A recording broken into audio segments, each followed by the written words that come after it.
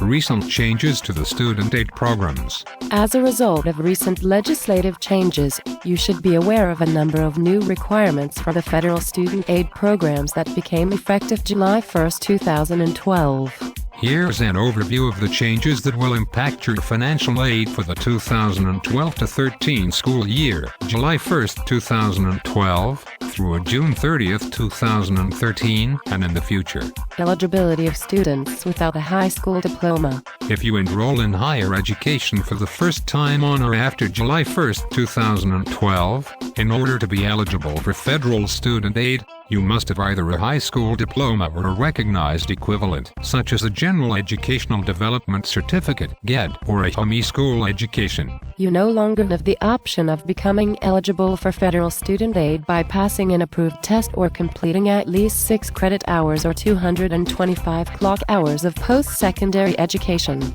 For more information, see the basic eligibility requirements for federal student aid. Expected family contribution. The lower a student's expected family contribution, EFC, the higher the student's federal student aid eligibility. A change has been made to the income amount that is used to determine whether a student qualifies for an automatic EFC of 0. When you complete the free application for federal student aid, FAFSA, you receive an EFC, which is a number used to determine your federal student aid eligibility.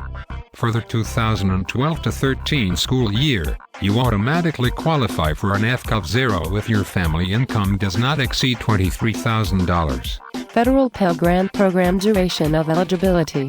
Once you have received a Pell Grant for 12 semesters, or the equivalent, you are no longer eligible for additional Pell Grants. You are eligible to receive a Pell Grant for up to 12 semesters or the equivalent.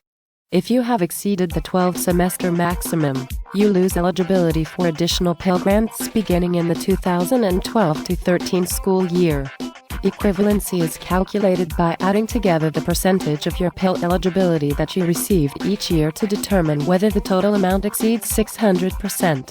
For example, if your maximum Pell Grant award amount for the 2010-11 school year was $5,550, but you receive only $2,775 because you were enrolled for only one semester, you would have used 50% of your maximum award for that year.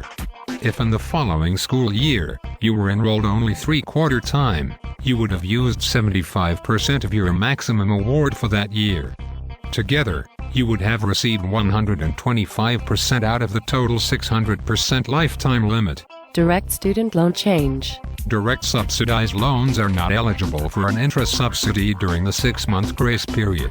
Subsidized loans are loans for which the borrower is not responsible for the interest while the student is enrolled in college on at least a half-time basis. When the loan is in the 6-month grace period after the student is no longer enrolled at least half-time, or if the loan is in a deferment status. This provision eliminates the interest subsidy provided during the 6-month grace period for subsidized loans for which the first disbursement is made on or after July 1, 2012, and before July 1, 2014. If you receive a subsidized loan during this time frame, you are responsible for the interest that accrues while your loan is in the grace period. You do not have to make payments during the grace period unless you choose to, but the interest will be capitalized, added to the principal amount of your loan when the grace period ends. This provision does not eliminate the interest subsidy while the borrower is in school or during eligible periods of deferment. Subsidized loans made to undergraduate students. Subsidized loans for which the first disbursement is made on or after July 1, 2012, and before July 1, 2013, have a 3.4% fixed interest rate. Graduate and professional students are no longer eligible to receive subsidized loans. Effective for loans made for payment periods that begin on or after July 1, 2012, graduate and professional students are no longer eligible to receive subsidized loans. However, if you are a graduate or professional student, you may still qualify for up to $20,500 in unsubsidized loans each year. The U.S. Department of Education can no longer offer borrowers repayment incentives.